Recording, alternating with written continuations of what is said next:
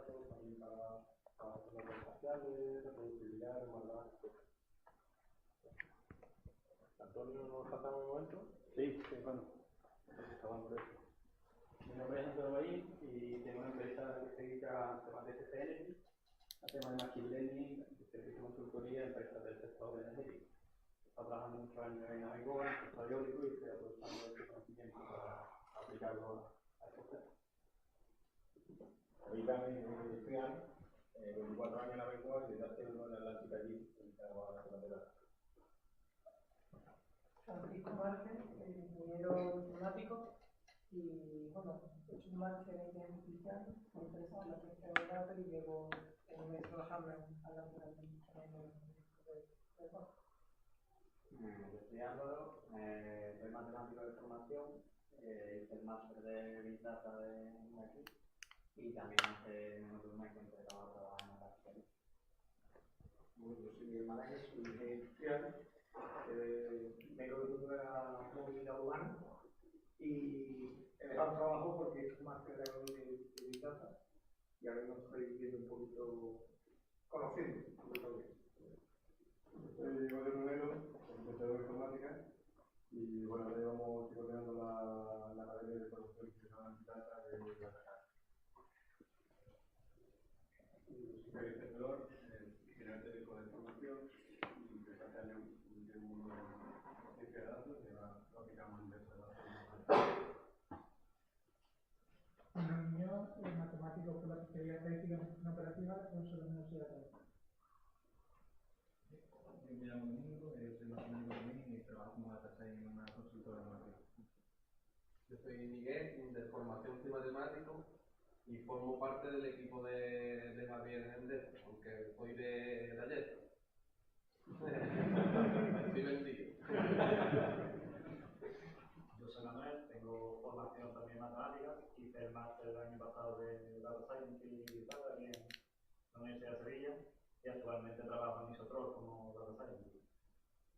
Yo soy Juan, teleco también, y soy ingeniero de administración. Utilizamos para limpieza, visualización, volado. Yo soy Andrés, estudié también en teleco y hice el máster de la UFO y ahora estoy trabajando como medio en el departamento de Data Science.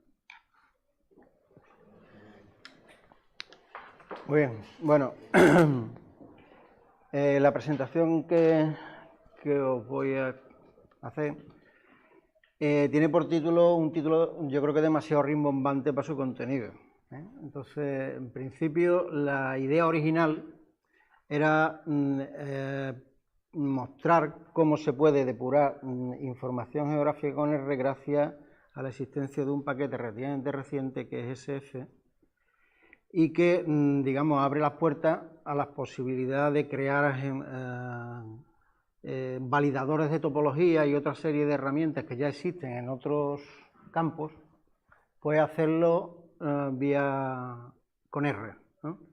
Entonces, hoy en día, evidentemente, la depuración de datos es una parte fundamental en todo el proceso de ciencia de datos. La depuración de la parte geométrica o la parte topológica para determinado tipo de problema es absolutamente imprescindible y evidentemente es necesario manejar ese tipo de herramientas. Muchas de estas herramientas en la práctica no llegan al uso del científico de datos, sino que está previamente hecha por otro tipo de especialistas, fundamentalmente especialistas en temas de GIS y demás. Pero las posibilidades que abre, como decía, SF a la posibilidad de hacerlo desde R son muy importantes. Entonces vamos a ver un caso de uso concreto que era lo que originalmente iba únicamente a contar, lo que pasa es que le he antepuesto una serie de cuestiones, digamos, de plano más teórico sobre qué es la depuración geométrico-topológica de datos geográficos, ¿vale? Bueno, la depuración, la topología geoespacial, que es en la práctica una topología, en sentido matemático también, hace referencia a las relaciones espaciales entre los diferentes elementos geográficos, ya sean puntos, líneas o polígonos, que representan las entidades geográficas. Es decir, Las entidades geográficas se modelan normalmente vía entidades gráficas que son puntos, líneas o polígonos, y las relaciones espaciales entre los objetos ya modelados son las que tratamos como topología geoespacial. Realmente las relaciones espaciales entre dos geometrías formalmente se establecen a través de una matriz en la que se evalúa la intersección entre los tres elementos básicos para el estudio de la topología, que es el borde, el interior y lo que es el mundo externo, el exterior de cada entidad geográfica.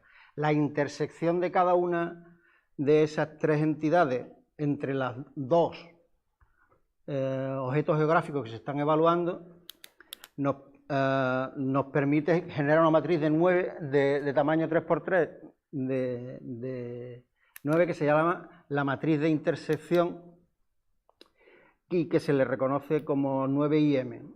A eso se le añade concepto adicional, que es cuál es la dimensión que tiene el objeto espacial de esa intersección. Lo que aparece a la izquierda, que no sé si llega a verse los pies de cada uno de los gráficos, es la intersección entre el interior y el interior de esas dos entidades geométricas, y vemos que está pintado en rojo el objeto intersección. Esa intersección en el primer caso tiene una dimensión de 2 porque es un área. En el caso de que fuese una línea tendría una dimensión de 1, en el caso de que fuese un punto una dimensión de 0. En el caso de que fuese el conjunto vacío, es decir, que fuesen objetos disjuntos, pues la dimensión de esa intersección sería -1, ¿vale? Bueno, la forma de establecer la relación entre dos objetos geométricos es de esta forma. Formalmente es de esta forma. Y en la práctica eso conlleva al final a la obtención de lo que se le llama el string code de esa matriz. El string code de esa matriz lo tenéis abajo y es la lectura de las dimensiones por fila de esa matriz de 9×9. El string code de esta relación espacial entre estos dos objetos es, en nuestro caso, 2, 1, 2, 1, 0, 1, 2, 1, 2. ¿Vale? Quiere decir, esas son las dimensiones de cada una de los elementos de esa matriz. Esa matriz, a su vez, puede simplificarse en el sentido de que puede tomarse, como tenemos ahí abajo, que lo que hace es representar por cierto, falso o cualquier valor, es decir, cierto sería cualquier valor mayor o igual que 0, falso -1 y asterisco cualquier valor posible. Bueno, pues la representación simplificada con ese tránsito hacia un string code de tipo booleano es lo que tenemos debajo, y son todas las combinaciones que tenemos ahí, t asterisco, asterisco t asterisco hasta el final, asterisco asterisco asterisco t hasta el final. Todas esas son las combinaciones que establecería lo que aquí estamos viendo que es una intersección. Todas las combinaciones de relaciones que pueden establecerse espacialmente se definen formalmente así, y de hecho esto es un estándar y es lo que está detrás de todos los sistemas de información espacial que existen. O sea, que existen. Todas las bases de datos relacionales y las bases de datos que tienen soporte espacial, en última instancia la información está procesada de esta forma. Y perdona, Jerónimo, siempre en formato ese, o sea, son Sí. 3×3, interior, son las relaciones topológicas entre la descomposición del objeto entre lo que es el mundo, el interior, el borde y el exterior, ¿vale? A partir de esas relaciones se establecen lo que se denominan predicados topológicos, es decir, por ejemplo, dos objetos pueden ser disjuntos y la fórmula, digamos, en el string code sería FF asterisco FF. Es decir, si lo pensamos de otra manera, es que son disjuntos. Es falsa la intersección entre los interiores, es falsa la intersección entre los bordes, el exterior me da igual, y igualmente es falsa esta posición y es falsa esta posición, ¿vale? Estos son lo que estamos diciendo aquí, y asterisco en cualquiera de los otros casos. Esa es la forma, digamos, de definir dos objetos que son disjuntos, desde el punto de vista formal topológico. El inverso de eso, dos objetos que no son disjuntos, es que se intersectan, ¿vale? Que esa es la otra forma de definir cualquier relación espacial. Bien, directamente con la matriz de dimensionalidad de intersecciones, o directamente, o sea, formalmente de esta forma, y de forma mucho más intuitiva, pues con los gráficos que tenemos aquí debajo, ¿vale? Que son disjuntos, ya sean dos polígonos, un polígono y un punto. Aquí están, digamos, todas esas combinaciones, disjuntos y cualquiera de las geometrías posibles y combinaciones, ¿vale?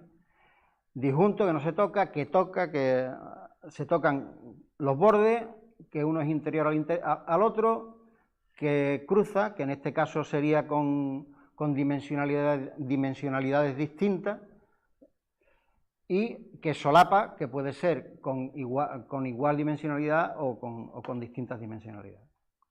Bien, esta es, digamos, formalmente cómo se establecen las relaciones espaciales entre dos objetos geográficos. La implementación de eso es lo que permite a las distintas bases de datos espaciales y librerías que lo manejan trabajar con la topología en GIS. Actualmente, sin embargo, los objetos geográficos no se almacenan normalmente con topología, sino que la topología se deriva de su geometría. Me explico, a partir de dos objetos geométricos yo puedo analizando esa matriz, deducir qué tipo de relación espacial hay entre ellos, ¿vale? Entonces, lo que digamos, para conformar el conjunto geometría-topología en un objeto, en los sistemas de información geográfica actuales, normalmente se almacenan geometrías simples y se establecen reglas topológicas que han de cumplir los objetos para que el modelo de la realidad que estamos haciendo sea satisfactorio. Por ejemplo, entre las topologías más frecuentemente usadas en GIS está la de toca y no solapa los distintos polígonos. Por ejemplo, un mapa de usos del suelo tiene continuidad, o sea, no hay espacios que no tengan usos del suelo, y una zona normalmente están representados por polígonos y los polígonos no solapan entre sí, ¿vale? O un mapa de propiedades, un mapa de términos municipales. Ese tipo de situaciones se le exige, primero, que en el conjunto de territorio, por ejemplo, si vamos a hacer un mapa de los municipios de Andalucía, no debe de existir ninguna parte del territorio de Andalucía que no pertenezca a un municipio, ¿vale? Es decir, tiene que estar completo, ¿vale? Los límites de esos términos municipales no pueden solaparse, ¿vale? Un punto del territorio pertenece a un término municipal o a otro, ¿vale? Esa es una de las reglas más frecuentemente utilizadas que es la topología de polígono habitual que se ha utilizado tradicionalmente. Otro es la continuidad entre línea y polígono, contigüidad, la pertenencia de determinados arcos a polígonos, por ejemplo, que determinados límites tienen que ir por un río, pues si tenemos una capa de río, una capa de términos municipales y sabemos que el límite del término municipal lo define el río, pues se impone la regla de que la topología resultante de las geometrías tiene que cumplir que ríos y límites deben coincidir. No es un caso un poco raro, pero bueno. La idea es que las topologías se pueden establecer entre capas distintas también, no solo entre los objetos de la propia capa, ¿vale? Sino que capas distintas pueden imponer su relación espacial entre unos objetos y otros, ¿vale?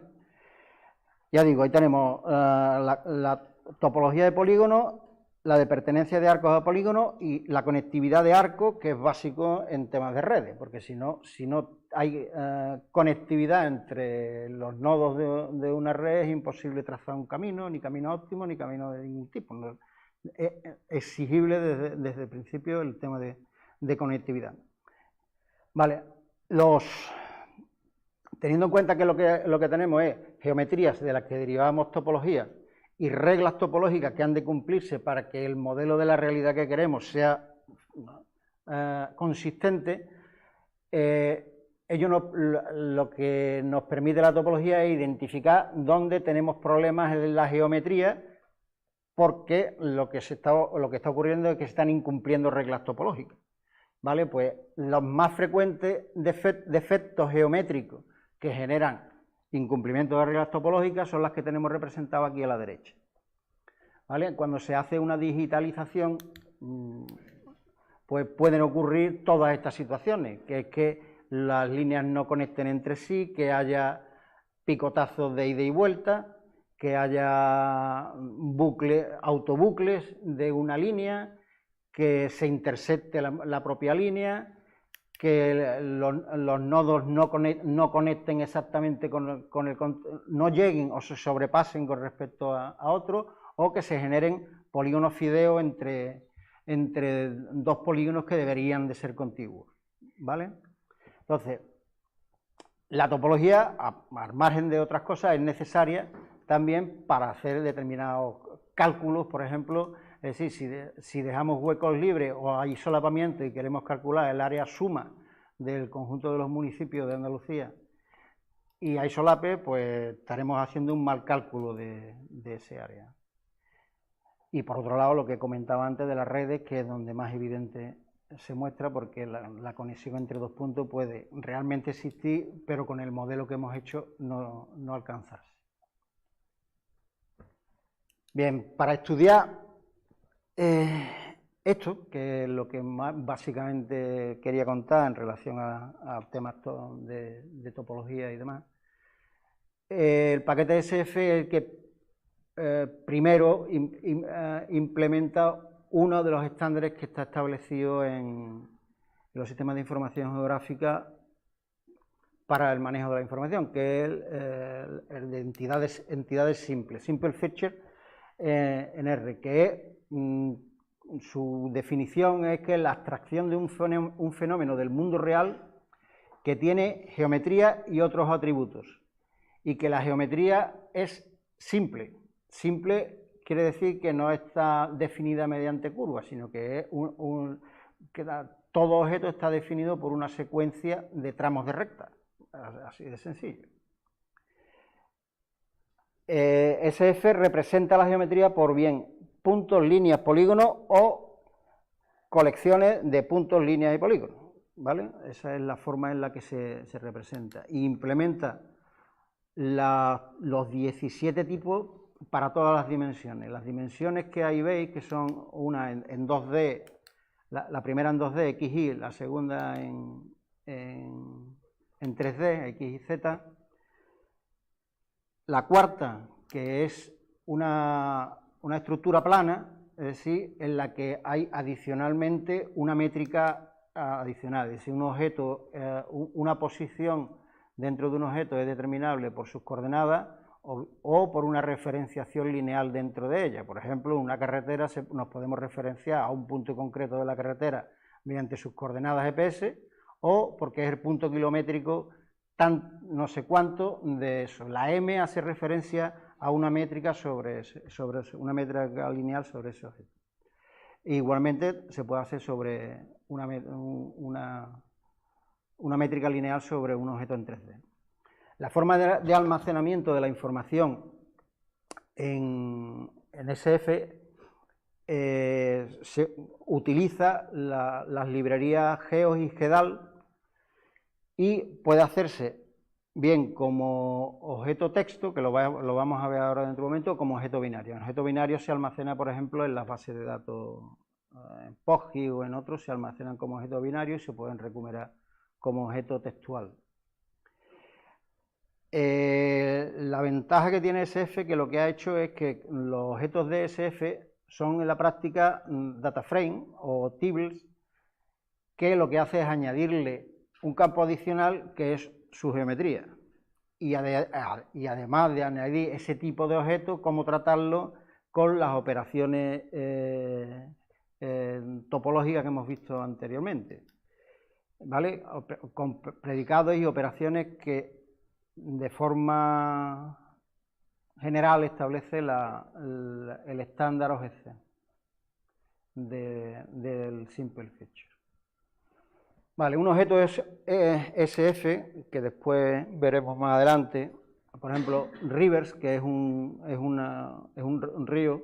Un objeto, cuando lo listamos, lo que nos dice que es una colección simple con 138 entidades y 5 campos. ¿Vale? Tiene una geometría de tipo line string, es decir, una colección de líneas. Tiene dimensión XY, es decir, no tiene dimensión Z. Sus coordenadas extremas, el sistema de referencia espacial que utiliza codificado. Dentro de la librería PROJ4, que es donde se establece la información, pues te da referencia del datum con el que están almacenadas las coordenadas. Y aquí tenemos, pues, que básicamente es un data frame con una columna adicional que se llama geometry, y en donde para cada, en este caso son ríos, para cada tramo de río, pues se está identificando una secuencia de coordenadas que define el trazado de ese río. ¿Vale? ¿Qué operaciones se pueden hacer en SF sobre geometría? Pues aquí tenéis, se distinguen dos grupos, las que son sobre un solo objeto o sobre más de uno. Y podemos tener, pues, de las operaciones unarias, medir la longitud o el área de las entidades, su dimensión, que como hemos dicho antes es 0.1 línea y 2 áreas, los predicados, en este caso, bueno, predicados booleanos, que son si es válido, si la geometría es válida o no lo es, si es simple o si está vacía. Y procedimientos para generar una nueva geometría. Por ejemplo, buffer, obtener el centroide, obtener la línea límite, hacer un convex hull, hacer una simplificación, hacer unión de líneas, poligonizar a partir de líneas, obtener nodos, determinar si los puntos que están en una superficie, hacer triangulación, etc. En el caso de las binarias, pues entre dos entidades podemos calcular distancias y obtener predicados como si se intersectan, si están dentro, si una contiene a otra, si se cubren, si está cubierta por, si cruza, si toca, si overlap. Todo esto son funciones que SF implementa, todas las que se definen a través de la matriz que hemos visto en un principio, ¿vale? Todas las que estén así definidas, pues pueden ser utilizadas, vamos, de hecho el SF las implementa. Y por último, obtener nuevas geometrías, que pueden ser la intersección de dos polígonos, la diferencia entre dos polígonos, la unión o la diferencia simétrica. Generar todas las funciones de SF utilizan como prefijo ST, ¿vale? Y entonces, pues, por ejemplo, la longitud es ST-length, y en este caso, sobre uno de los objetos que después vamos a ver, que son los ríos, pues nos muestra las longitudes de los tramos de río, de los 8 primeros tramos de río en la capa. ¿Ok?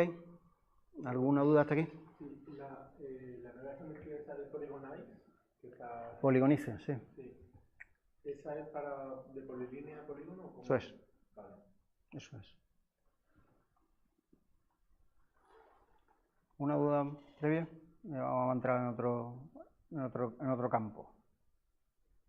Ok, bueno, vamos a ver un caso concreto y os explico el problema, porque el problema es un problema real, no es un invento. El problema real es el siguiente. En las redes, cuando se digitalizan redes hidrográficas, hoy en día casi todas las redes hidrográficas se derivan de un modelo digital del terreno del que se deriva progresivamente hasta llegar a obtener lo que estáis viendo ahí, una red hidrográfica, es decir, que las líneas, digamos, ejes de los ríos conectadas entre sí. Eso cuando se deriva de un modelo. Tradicionalmente, antes lo que se había hecho es digitalizar a mano, y con la digitalización a mano, se hacía, pues, bueno, por método fotogramétrico, por el que fuera, lo que se hacía era seguir las líneas base, bien sobre eso, sobre ortofotografías o sobre pares estereoscópicos, los fondos de valle y todo lo demás, y esa digitalización, en general, se imponían las reglas de que todos los tramos de río estaban digitalizados desde el tramo más alto hasta el tramo más bajo, ¿vale? Es decir, que todos deberían tener la orientación desde aguas arriba hacia aguas abajo, ¿vale? Eso que es, digamos, la norma.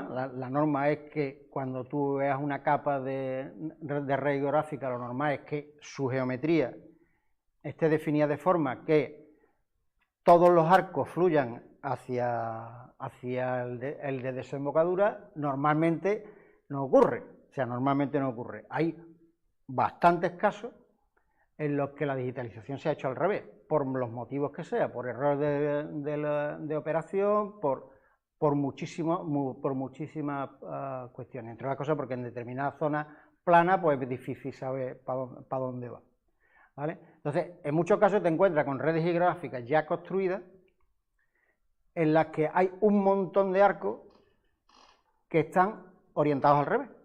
Es decir, están orientados desde aguas abajo hacia aguas arriba, cuando la norma establece que deben de ir todos de aguas arriba a aguas abajo. Entonces, el problema consiste en ver si es posible identificar y corregir los defectos de ese tipo de arcos que están incorrectamente orientados, ¿vale? El único criterio es que sabemos que tiene continuidad, es decir, que hay conectividad entre todos los arcos, y que sabemos cuál es el arco de desembocadura. Es decir, en esta red hidrográfica que tenemos aquí, este es el arco de desembocadura, el que está como 124, no sé si se ve la manita, ¿se ve? ¿Vale? Entonces, lo que se trata es de explorar esta red y ver si somos capaces, o sea, construir un algoritmo que nos permita explorar la red y encontrar los arcos que están incorrectamente orientados, ¿vale? Aquí hay uno claramente que está incorrectamente orientado. ¿Lo veis aquí, el 94? El 94 apunta hacia aquí, ¿vale? Esto claramente está mal orientado, o aquí hay una laguna, con lo cual sería otra red hidrográfica distinta, ¿vale? Entonces, tenemos continuidad y lo que queremos es identificar los arcos incorrectamente orientados y corregirlos, ¿vale? Ese es el problema. Entonces, ¿cómo resolvemos esto? ¿Una idea? Bueno, no vamos a... Efectivamente, esa es la cuestión. La cuestión es que si partimos desde la desembocadura y hacemos un recorrido desde aguas abajo hacia aguas arriba, la condición para que un arco esté mal orientado es que aguas abajo de él no haya ninguno que no se haya recorrido.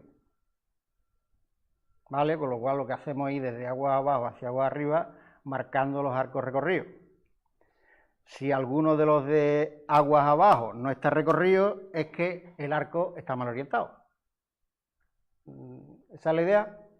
Vale, pues vamos a implementar eso en R, ¿vale? Entonces, una primera función lo que hace es devolver la lista de los identificadores de arcos adyacentes. Bueno, me voy a ir una cosita previa. SF, aparte de manejar datos, es capaz de leer un montón de formatos, ¿vale? Muchísimos formatos. Todos los que sea capaz de leer GEDAL y OGR es capaz de utilizarlo SF, ¿vale? Por lo cual no voy a entrar hasta el final en la lectura. De momento estoy solo con la parte lógica del algoritmo. En la primera parte vemos esta primera función lo que hace es devolver una lista con los identificadores de arcos adyacentes arriba o abajo de uno dado, ¿vale? Entonces esa función lo único que hace es almacenar de ese árbol, bueno, el árbol se entiende que es la red hidrográfica. Una red hidrográfica tiene topología de árbol siempre. Identificamos el arco, devolvemos el vértice según le indiquemos aquí. Si up, down, por defecto es 0, que es aguas abajo. Si el parámetro que le pasáramos fuese 1, sería el arco de agua de arriba. Es decir, en un arco lo que estamos quedándonos es con el nodo que delimita el arco, o bien aguas abajo o bien aguas arriba, ¿vale?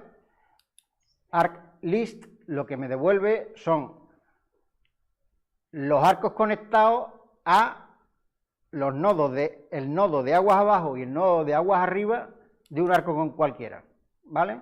Entonces eso utilizamos la función stLineSample, que es el que me da el nodo para un arco concreto, el de aguas arriba si es 0 o 1 el parámetro sample, ¿ok?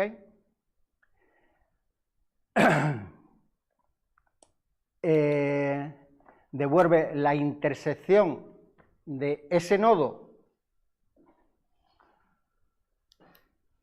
de aguas arriba o de aguas abajo con la propia red original, con lo cual estoy obteniendo de nuevo todos los nodos adyacentes, o sea, todos los arcos adyacentes a ese nodo.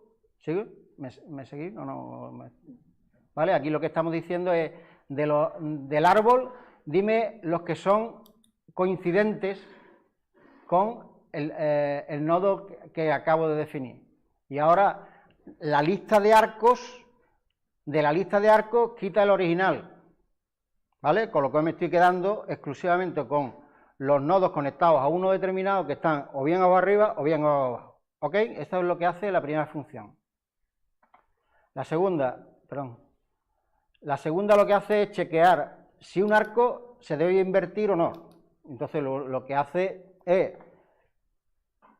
dado un arco cualquiera y un árbol, estas son la lista de los arcos que están arriba y que están conectados a él, la lista de los arcos que están aguas abajo y que están conectados a él, y ahora lo que preguntamos es si entre los arcos de aguas arriba hay alguno que ya haya sido chequeado. Si eso es así, entonces el arco concreto le tenemos que dar la vuelta, y eso lo hacemos con esto que tenemos aquí. Es la función, utilizamos una función flip que definimos después, ¿vale? Lo que hacemos es que a la geometría le damos la vuelta, ¿ok? Y además no solo hacemos eso, sino que en una lista, que además es una variable global de todo el algoritmo, porque está indicado con este símbolo, ¿vale? Ahí añadimos el arco que ha sido chequeado, y a una lista en particular, a una lista que llamamos flipped, añadimos el arco al que le hemos dado la vuelta, ¿vale? Si no se da esa circunstancia, simplemente los arcos que están aguas arriba los incorporamos a una lista que es los que en un futuro chequeamos, ¿vale? To check, ¿ok? Con eso lo que hacemos es, esto es para cada uno de los arcos, ¿ok? Lo siguiente es la función flip. La función flip lo que hace es,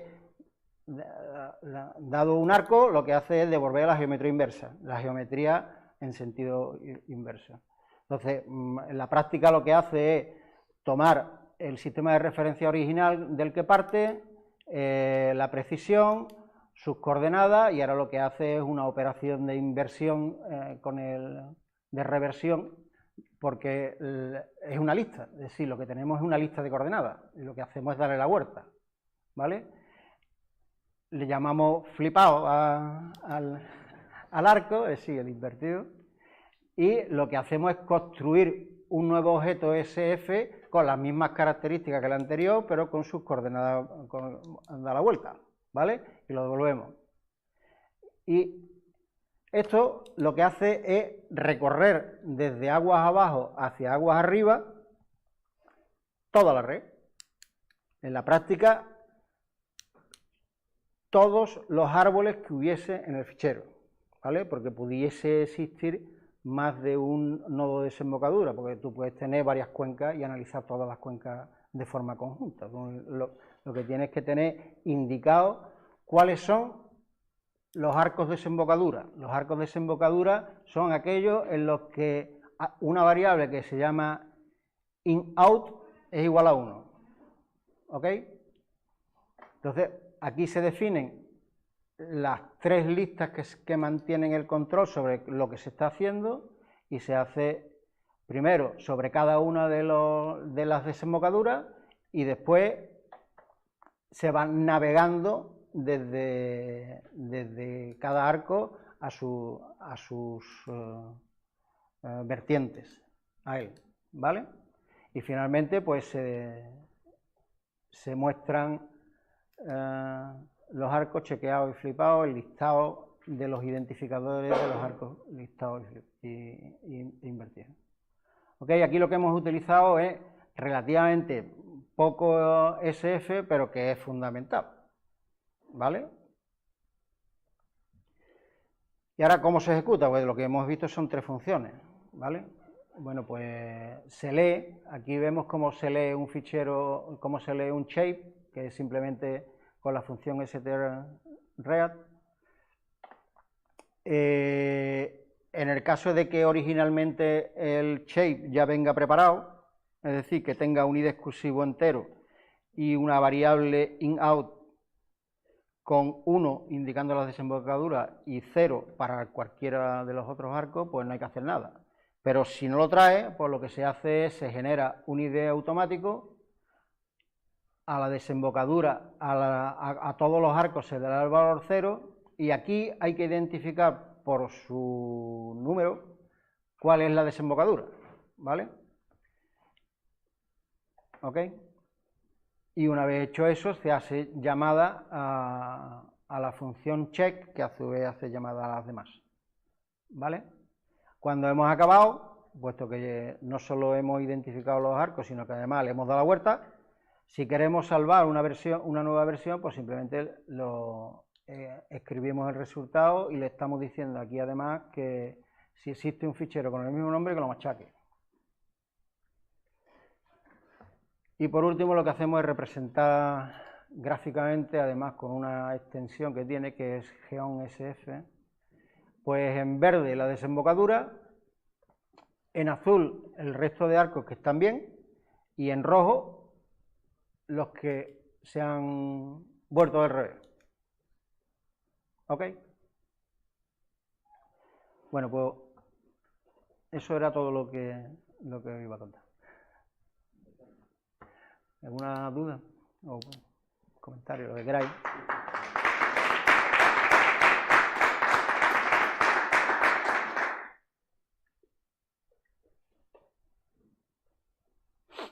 ¿Los arcos son tridimensionales? No, si fueran tridimensionales teníamos una ventaja. ¿Cómo sabes si no es el nivel? Claro, si yo supiese cuál es la cota, no tendría que hacer todo este proceso. El problema está en que yo no sé cuál es la cota de cada nodo. Si sé la cota de cada nodo, pues el agua corre por abajo. O sea, que ahí el sentido está asignado en la tabla. No, el sentido es el que con el que se ha dibujado. Con el que se ha dibujado. ¿Vale? Así es como está en el punto de partida. Se han dibujado unos arcos bien, la mayoría, pero algunos arcos mal. ¿Vale?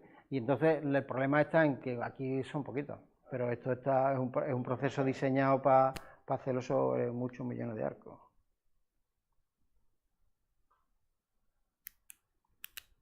¿Esta librería SF comparada con GEDAL? ¿GEDAL tiene todas estas funciones o...?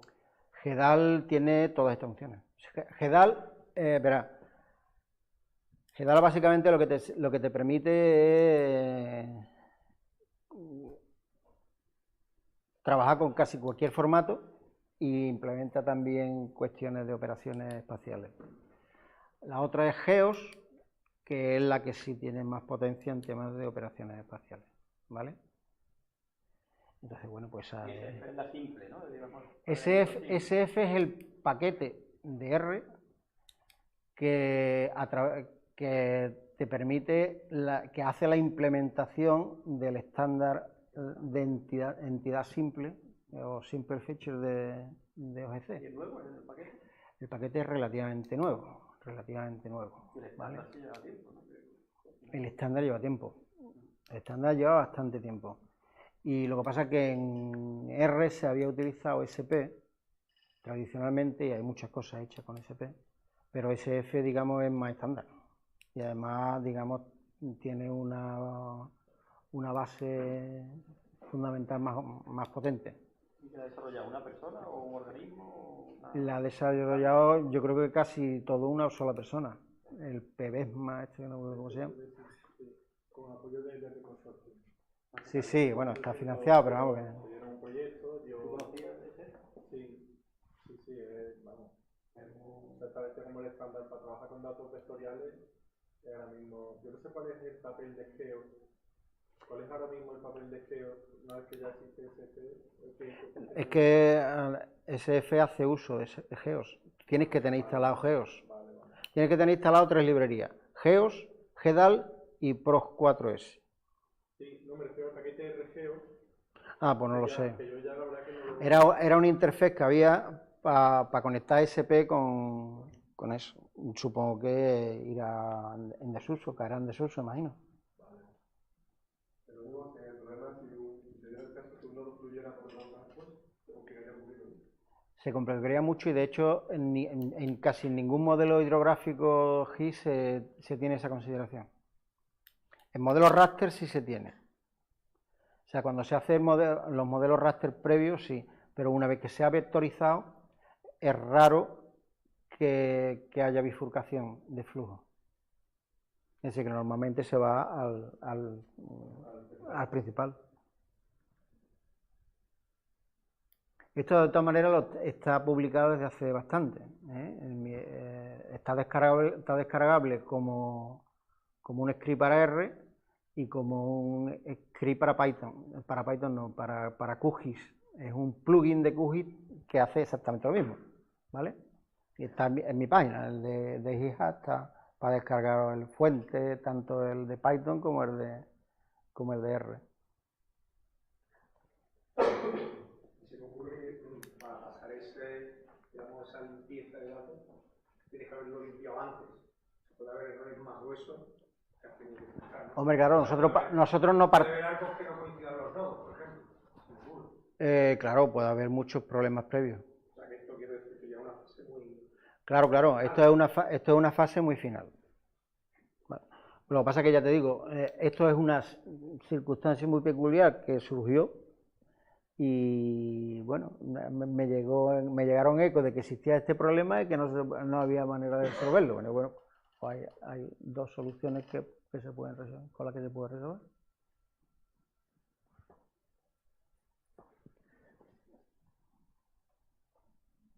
En caso de que haya tramos que puedan surgir arenas, ¿estos los modelos cómo se pueden recoger?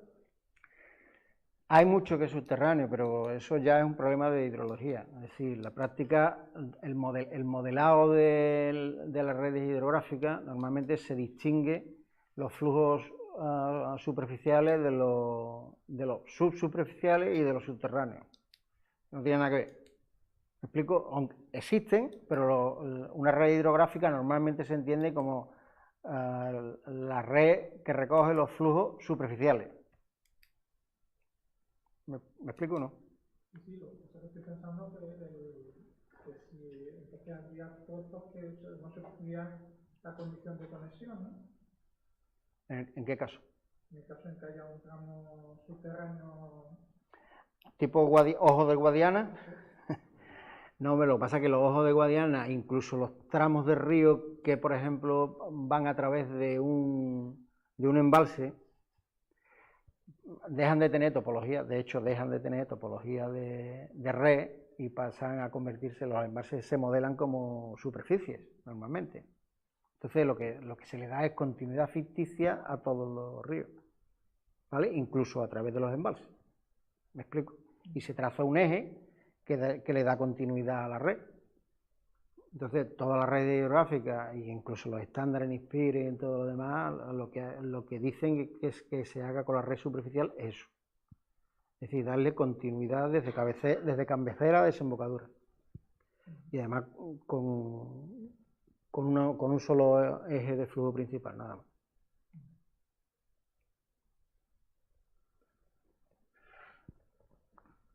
Bueno, ok. Muy bien, pues muchas gracias, Jerónimo. Que además ya nos estuvo contando hace un año o así. Bueno, el año pasado nos contó cómo funcionan los datos de Sevilla y el año anterior cómo usar RDDQFIS. O sea que ya. Me quedo aquí. Para el mes que viene, la reunión de febrero, que creo que es el 5 de febrero, en principio Pepe Tudor se había ofrecido hablar y bueno. Pepe no venía hoy, ¿no? No.